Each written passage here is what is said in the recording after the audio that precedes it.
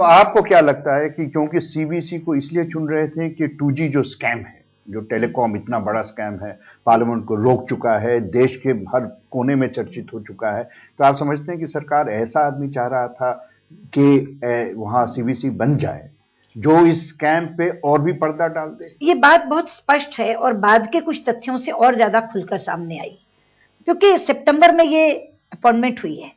सितंबर तक सबसे बड़ा स्कैम देश में सीबीसी यही था, 2G स्पेक्ट्रम वाला ही था, और कोई तब तक सामने आया नहीं था। यही एक था सबसे बड़ा घोटाला। और बाद में जो चीजें सामने आई कि एज सेक्रेटरी डीओटी थॉमस ने एक नोट दिया था, जिस नोट में ये कहा था कि सीएजी को कोई अधिकार नहीं है पॉलिसी डिसीजंस पर टिप्पणी करने का। और उस पर लॉ सेक्रेटरी ने जब आगे भेजा कि आप अपनी मति इसमें दीजिए, तो उन्होंने राय देते हुए यह लिखवाया वहां से कि केवल सीएजी नहीं, सीबीसी को भी कोई अधिकार नहीं है इसको देखने का, क्योंकि ये पॉलिसी डिसीजन है। तो जिस व्यक्ति के हाथ से नोट चला और यह कहा गया कि सीएजी और सीबीसी को कोई अधिकार नहीं है, तो उससे बेहतर कौन व्यक्ति हो सकता था सीबीसी बनाने के? ये सारा प्रेशर डीएमके का था क्या? नहीं, ये तो सरकार जाने, क्योंकि I am not privy to that, मुझे नहीं मालूम है, ये तो सरकार जाने। लेकिन केवल डीएमके के मंत्रियों के साथ ही करने वाले अफसरों के नाम आए, फिर सरकार हठी हो गई, इतनी जिद्दी हो गई कि 24 घंटे के लिए मीटिंग पोस्टपोन करने को तैयार नहीं हुई। ये सारी चीजें कहीं ना कहीं जाती हैं। तो वो कहाँ जाती हैं? वो एक खोजी पत्रकार के नाते आप खोजें तो ज्यादा बेहतर होगा। हम तो पत्रकार हैं, आपकी जानकारी होती है, आप पार्लियामेंट में बैठी होती है। मेरी तो जानकारी थी जो मैंने कमेटी को दी, क्योंकि देखिए मैं ये भी बताऊं, ये बात भी कमेटी से छिपाई गई कि उसके खिलाफ कोई केस है, ये मैंने बताया कमेटी को। और जब मैंने बताया तो तुरंत रद्द कर दिया। तो आप तो साफ कहती है कि होम मिनिस्ट्री, जो ये मेरे ख्याल पेपर्स होम मिनिस्ट्री बनाती है। नहीं, डीओपीटी बनाती है। डीओपीटी सारा चीज सामने रखती है, तो उसके बायोडेटा में कहीं ये जिक्र नहीं था। जो मटेरियल हमारे सामने था वो केवल बायोडेटा थे, कहीं नहीं था। लेकिन मैं अपनी ओर से खोज करके गई थी। यानी कि सरकार उसके बायोडेटा से ये अंश जो है छिपा रही थी। टोटल मटेरियल जो हमारे सामने था उसमें कहीं ये नहीं था। सरकार ने ये पूरी बात छिपाई, और जब मैंने ये बात उजागर की तो ये कह के रद्द कर दी कि वो तो क्लियर हो चुके हैं। लोग कहते हैं कि कांग्रेस अध्यक्ष का भी प्रेशर था।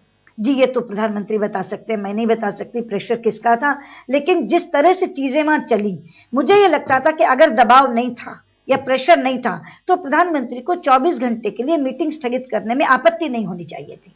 आपका जो रोल है उस वक्त की बारे में तो चर्चा हो ही रही है, लेकिन अब जो सबसे ज्यादा चर्चा हो रही है आपके ट्विटर पे, जी कि आपने जो प्रधानमंत्री ने जब इकरार कर लिया जम्मू में, तो आप अपनी पार्टी से हट के अलग होके एक लाइन ले लिया जिसने कह दिया कि प्रधानमंत्री ठीक है, अब हमें इस समस्या को पीछे छोड़ के आगे बढ़ना चाहिए।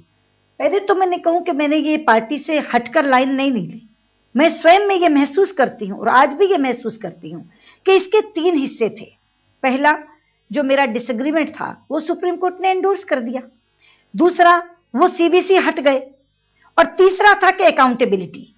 तो सार्वजनिक तौर पर जब प्रधानमंत्री ने वो अकाउंटेबिलिटी स्वीकार कर ली और ये कहा कि मैं रिस्पॉन्सिबल हूं, मैंने वो बयान पूरा सुना उनका, मुझे नहीं मालूम आप सब लोगों ने सुना कि नहीं। उसमें उन्होंने 2-3 बातें कही।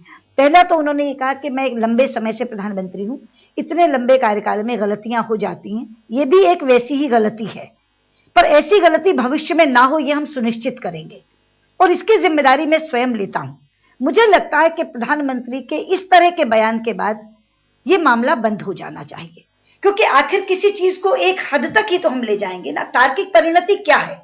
अकाउंटेबिलिटी अगर प्रधानमंत्री स्वीकार कर रहे हैं, सरेआम स्वीकार कर रहे हैं, कह रहे हैं कि ये गलती है, ऐसी गलती भविष्य में हम नहीं होने देंगे, तो उसके बाद हम लोगों को गरिमा से उसको स्वीकार करना चाहिए। आपकी पार्टी ने तो कहा कि सरकार से प्रधानमंत्री को इस्तीफा देना चाहिए, होम मिनिस्टर को इस्तीफा देना चाहिए। ये पार्टी ने बिल्कुल नहीं कहा। पार्टी में जो राज्यसभा के नेता हैं अरुण जेटली, उन्होंने संसद में बयान की बात की, और मुझे ये लगता है कि संसद में बयान चूंकि प्रधानमंत्री कह चुके थे कि मैं संसद में बयान दूंगा, उसी बयान में जिसका मैं जिक्र कर रही हूं उसमें अगला हिस्सा ये था कि डिटेल में मैं संसद में बोलूंगा, तो उसको ट्विटर पे जोड़ने की जरूरत नहीं थी। तो लेकिन अरुण जेटली जी ने जो संसद में बयान मांगा वो तो संसद में बयान आएगा।